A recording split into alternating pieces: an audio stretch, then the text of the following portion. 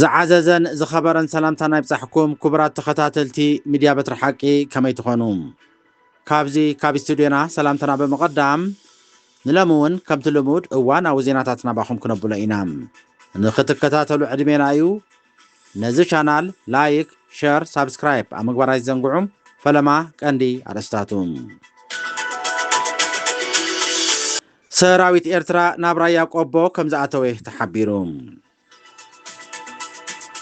إرترا أبزوبا قرن أفريقيا نزفتصم سجر هاجراوي زتودب جبنات ساتان بحرن مفتاح نمت حببار نمحيالن كالآتيام حوحاتن منجست فدرال إثيوبيا نبكتما نيروبي كم استراخبو تقليصوم بتماساسال زينام منجست فدرال إثيوبيا بخبرت أصوارن درونن استسنيم بوغن رايق أبو وق خمس خفته تقليصوم መንግስት ሱዳን ሰራዊት ሃገር ንሐቀኛ ሰላም ንምቅባል ድሉው ምዃኑ ገሊጹም እዚ ከምዚ ኢሉ እንከሎም ጀነራል አልቡርሃን ንሓይልታት ዳዕመ ሰሪዕ ዳግማይ ናብ ስልጣን ክመጽእ ከም ዝነጽጎ ኣፍሊጡም ትካላት ሕቡራት ሃገራት ንኤርትራን ኢትዮጵያን ስእነት መኣዛዊ መግቢ ፍሉይ ቆላሕታ ከም ዘድሊ ገሊጹም እዚ ሚድያ በትሪ ሓቂ እዩ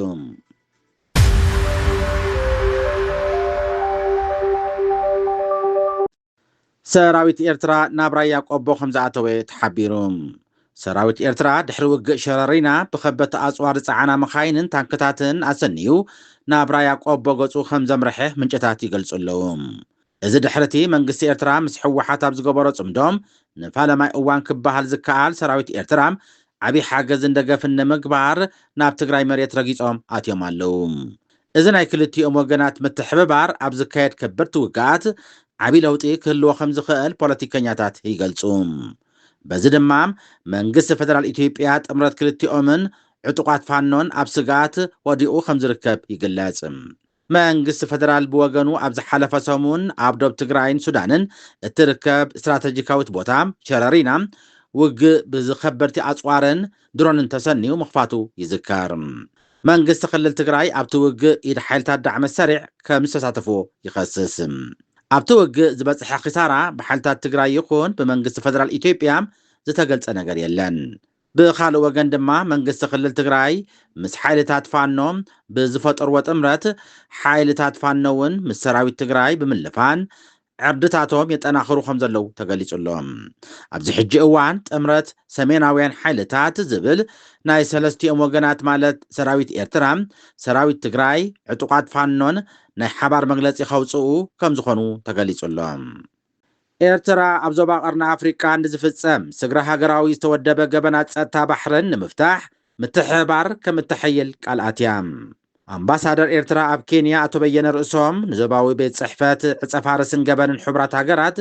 UNADC مبراق أفريقيا مستر علي البيرر أب بيت صحفات تقبلو الدراريبوم كلت يوم أبز قبر وزير الرب أملا زوبان نزفتصم سقرا هاقراوي زتودب قبنات ساتان بحرن مفتاح متحبارن محيالن كمؤون هنصت عقمي بزملكات حسابنا حساب كمزتلواوطو تقليص لهم بيت صحفة عصفارسن قبن حبرات هاقرات UNDC مس إرترام بزو عامق متأثار مسرح نزهلو أقداسنت بحاقوس كمستقبلهم نزبا وكيل اتبيت صحفة مستر علي زغلصلو أمباسادر بين رؤسهم منقس إرترام ناي أفريقيا كجلة بيت صحفة أب زوباوي قدامنتات زتا بمقبار مس هاقراو تكالات بقربا بمسرح أقداسو مخانو أسمير اللوم نساتهم أموداتا بحبار أملا زوبا قرن أفريكان مبراق أفريكان بشركنتن حرحراوي مكبارن سلامن ساتان زلق لمعاتن مسقوام قال كمزعتو تقليص اللوم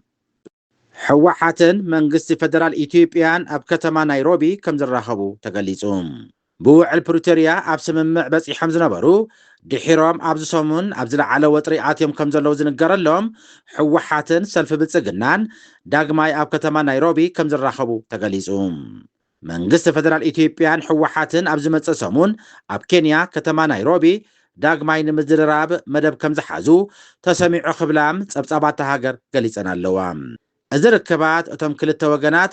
أوبسانجوم ويليام روتو أهورو كينياتا ፊልሚያ ሙላቡን ሜሊካን ከምኡውን ማይክ ሃመርን ከም ዝመርሕዎ ብተወሳኺ ተገሊጹሎም ቅድሚ ሕጂ ኣብ ሰሜን ኢትዮጵያ ብፍላይ ከዓ ክልል ትግራይ ዝነበረ ኩናት ኣብ ፕሪቶሪያ ብዝተገብረ ስምምዕ ሰላም ደው ከም ዝበለ ዝፍለጥ እኳ እንተኾነ እቲ ስምምዕ ግን ክሳብ ሕጂ ሙሉእ ሰላም ከሰፍን ከም ዘይካለዩ ሕወሓት ዝኸስስ ምዚ ብዝተኣሳሰር ብካልእ ዜና ኣብ መንጎ ሕወሓትን ኤርትራን ዝቕልቀል ዘሎ ናይ ጽምዶ ኣሰላልፋ ናብ ወተሃደራዊ ምትሕባር ይዓርግ ኣሎ ብዝብል ሓድሽ ስክፍታ ምህላው ዝገልጽ ተንተንቲ ፖለቲካ ዞባና ናይ ኤርትራ ታንክታትን ከበድቲ መዳፍዕን ኣብ ደቡብ ትግራይ ናብ ግንባር ራያም ኣላማጣም ይግስግሱ ምህላዎም ተገሊጹሎም እዚ ፖለቲካዊ ቅርኒ ኣፍሪቃን ደቡብ ኣፍሪቃን ኣተኪሩ ዝነጥፍ ጋዜጠኛ ማርቲን ፕላውዝ ዝቐረበ ጸብጻብ ካብ ምንጭታት ህዝባውያን መራኸቢታት ብዙሓን ዝወፁ ዝበሎም ጸብጻባት ተማሊ ኣብ ዓምድታቱ ኣብ ዘስፈሮ ዓንቀጹ ገሊጹሎም እቲ ጋዜጠኛ ወሲኹ ኣብ ዘውፅኦ ጸብጻቡ እዚ ናብ ደቡብ ትግራይ ከባቢ ራያ ገጹ ግንባር ኣንፈት ክኸውን ኢሉ ዝጠቐሶ ታንክታትን ከበድቲ ኣጽዋርን ብዓዲግራት ማይ መኸዳ ኣቢሉ ከም ዝተጓዕዘ ገሊጹሎም ንሱ ኣስዒቡ እቲ ኣጽዋራት 7 ታንክታት 5 ዙዕ 23 ጸረ ነፈርቲ ነዊሕ ርሕቐት ዝውንጨፍ ኣጽዋር ካልኦት ከበድቲ መዳፍዕን ቁጽሮም ዘይፍለጥ ፈኮስትን ከበድቲ ኣጽዋርን መበገሲኡ ካብ ኤርትራ እዩ ክብል ገሊጹሎም እዚ ኣብ ግንባር ራያ እናወሰኸ ዝኸይድ ዘሎ ወተሃደራዊ ወጥሪ ኣብ ዝረኣየሉ ዘሎ እዋን ምምጽኡ ገሊጹ ኣብ ዝቐረባ እዋን ናብ ምዕራብ ትግራይ ኣብ መንጎ ሓይልታት ትግራይን መንግስቲ ፌደራል ኢትዮጵያን ከበድቲ መራፍዕን መካናይዝድ ኣሃዱታትን ዘሳትፍ ውግእ ተኻይዱ ምንባሩ ዝዝከር እዩ መንግስቲ ፌደራል ኢትዮጵያ ብከበድቲ ኣጽዋርን ድሮንን ዝተሰነየ ብወገን ራያ ቆቦም ውግእ ከም ዝኸፈተ ተገሊጹ መንግስቲ ፌደራል ኢትዮጵያ መንግስቲ ክልል ትግራይን ኣብ ዝሓለፉ መዓልትታት ኣብ ሸረሪናም ውግእ ክካየድ ዝጸንሐ ኮይኑ ሕጂ ድማ ብሰፊሕ ከቢድ ውግእ ክለዓል ከም ዝኽእል ዝተፈላለዩ ጸብጻባት ይወፁ ኣለዉ ህዝቢ ትግራይ ካብ ዝገጠሞ ኩናት ምውፃእ ዝኽእል ብኩናት ብቑዕ ምድላው ክገብር እንከሎ ይኽብል ነበር ተገዳላይ ጀነራል ክንፈዳኛው ኣብ ቴሌቪዥን ክልል ትግራይ ቀሪቡ ኣብ ዝሃቦ መግለጺ ገሊጹሎም ኣብ ከባቢ ደቡብ ሱዳንን ኢትዮጵያን ሸረሪና ክካየድ ጸንሐ ውግእ ናብ ደቡብ ትግራይ ኣብ ራያ ኣላማጣ ክሰግር ምዃኑ ህግለጽ ጸንሐ ኮይኑ ኣብቲ ከባቢ ካብ ድሮንን ደብዳብ ሓሊፉ ከቢድ ውግእ ተኻይዱ ከም ዝነበረ እውን ተገሊጹሎም ኣብ ራያ ቆቦ ዝተላዕለ ከቢድ ውግእ ናይ ትግራይ ሓይልታትን ናይ ፋኖ ዕጡቕን ሓቢሮም ኣንጻር ናይ ፌደራል ኢትዮጵያ ሰራዊት ዝገጠሙሉ ምዃኑ ዝሓበሩቶም ምንጭታት እቶም ሓይልታት ከም ዘጥቅዑውን ተገሊጹሎም ናይ ሓይልታት ትግራይን ናይ ፋኖ ሓይልታትን ክሓብር ዝደረኾ ናይ ሓባር ረብሓ ከም ዘለውን ዝገለጹቶም ወገናት ክልቲኦም ወገናት ኣብ ሓድሽ ምሕዝነት ምምስራት ተጸሚዶም ከም ዝርከቡ እዩ ዝግለጽ ኣብቲ ከባቢ ናይ ድሮን ደብዳባት ኣብ ልዕሊ ናይ ትግራይ ሓይልታት ድሕሪ ምሕያሉ ናይ ትግራይን ኣምሓራን ሓይልታት ክምልስሉ ከም ዝኽእሉ ጸብጻባት ይገልጹ ምስ ሓይልታት ትግራይ ዝሰርሕ ዘሎም ዕጡቕ ፋኖም ሓይሊ ዓቕሙን ኩነታቱን ከም ዘይተገልጸውን ተሓቢሩሎም ኣብቲ ግንባር ሸረሪና ዝተኻየደ ኩናት ናይ ዳዕመ ሰሪዕ ኣብ ጎኒ ፌደራል ኢትዮጵያ ብምዃን ከም ዘጥቅዕዎ መንግስቲ ክልል ትግራይ ከሲሱ ዝነበረ ኮይኑ ኣብ ደቡብ ትግራይ ናይ ትግራይ ሓይልታትን ናይ ፋኖ ሓይልታትን ክሰምርሉ ምኽኣሎም ከም ግብረ መልሲ ናይቲ ዝጀመር ዘሎም ኣብ ከቢድ ኪዳን ዝተመስረተ ኣስጋኢ ኩናት ምዃኑን ጸብጻባት ይሕብሩ ኣብ መንጎ ትግራይን ፋኖን ዘሎ ምሕዝነት ኣብ ሓደ ጸላኢ ዝተመርኮሰ ጥራይ ምዃኑ ዝገልጹ ምንጭታት እቶም ወገናት ዘይተፈትሐ ናይ ደብ ሽግር ከም ዘለዎም ብምግላጽ ዝረአ ዘሎ ናይ ምትሕግጋዝ ኩነታት ናይ ታክቲክ ጥራይ ምዃኑ ይግለጽ እዚ ከምዚ ኢሉ እንከሎ ናይ ኤርትራ ሰራዊት ኣብ ራያ ቆቦ ከም ዝኣተወን ከበድቲ ኣጽዋር ኤርትራ ኣብ ኩናት ተጸምቢረን ከም ዘለዋ ምስ ናይ መንግስቲ ፌደራል ኢትዮጵያ ዝተናገጹ ፖለቲከኛታት ይኸሱ ኣለዉ እዚ ከምዚ ኢሉ እንከሎ ምስ ፌደራል ኢትዮጵያ ናይ ትግራይ ሓይልታትን ዝካየድ ዘሎ ግጭት ካብ ዕለት ናብ ዕለት እናዓበየ ይመጽእ ከም ዘሎ ዝሓበሩ ምንጭታት ኣብ መንጎ ክልላት ትግራይን ዓፋርን ዘሎ ወተሃደራዊ ምንቅስቓስ ከቢድ ስግኣት ይፈጥር ከም ዘሎም ገሊጾም ኣለዉ ኣብ መንጎ ክልላት ዓፋርን ትግራይን ኣብ ዝርከብ ስትራቴጂካዊት ከባቢ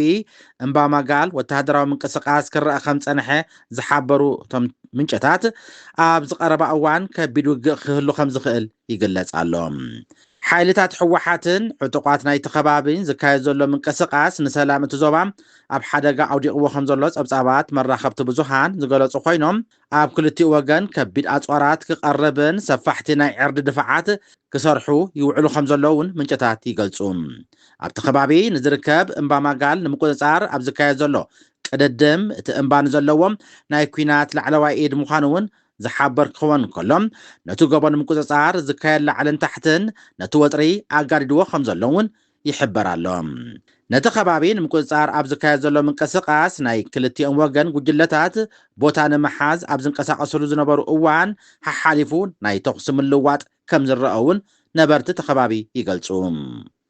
መንግስቲ ሱዳን ሰራዊት ሃገር ሓቀኛ ሰላም ንምቕባል ድሉው ምዃኑ ገሊጹ ጀነራል አልቡርሃን መበል 72 ዓመት በዓል ምምስራት ሓይልታት ምክልኻል ሱዳን ምክንያት ብምግባር ኣብ ዘመሓላለፎ ቃል ሰላም ክመጽእ ዝኽእል ዕጡቕ ጉጅለ ሓይልታት ዳዕመ ሰሪዕ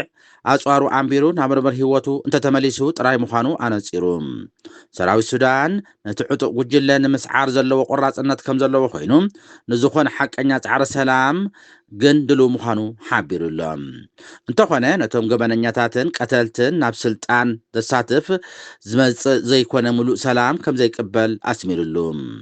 ትካላት ሃገር ሙሉእ ንምግባር ባይቶ ንምቋምን ዘተ ምስቶም ሓድነት ሱዳን ዝድግፉ ሃገራውያን ጉጅለታት ዘተ ይግበር ከም ዘሎ ጀነራል አልቡርሃን ገሊጹሎም እዚ ሕጂ ዘሎ መከራ ድማ ብውሽጣዊ ሱዳን ዘተ ክፍታሕ ከም ዝኽእል እምነቱ ገሊጹ እቲ ጀነራል አልቡርሃን ዘቕረቦ ዘተጻውዒት ውሽጣዊ ዓዲ ብዙሓት ተቃወምቲ ፖለቲካዊ ሓይልታት ሱዳን ውዱቕ ገይሮም ኣለዉ እቶም ተቃወምቲ እቲ ዘተ ንሓይልታት ዳዕመ ሰሪዕ ንመራሒኡ መሐመድ ሓምዳን ዳጋሎ ፍጹም ዘይሳተፉ ምዃኑ ሓቀኛ ሰላም ክመጽእ ከም ዘይክእል ብምባል ይነጽግዎ ኣለዉ ዕጡቓት ዳዕመ ሰሪዕ ምስ ሓደ ህዝባዊ ምንቅስቓስ ሓርነት ሰሜንን ምስ ኢትዮጵያ መንግስቲ ብምትሕባር ኣብ ክፍለ ሃገር ቡሉናይል እትርከብ ምስ ደብ ኢትዮጵያ ተዳውብን ስትራቴጂካዊት ከተማ ኩምሩክ ከም ዝተቆጻጸሩ ምግላጾም ሲዒቡ እቲ ኩናት ናብ ደብ ኢትዮጵያ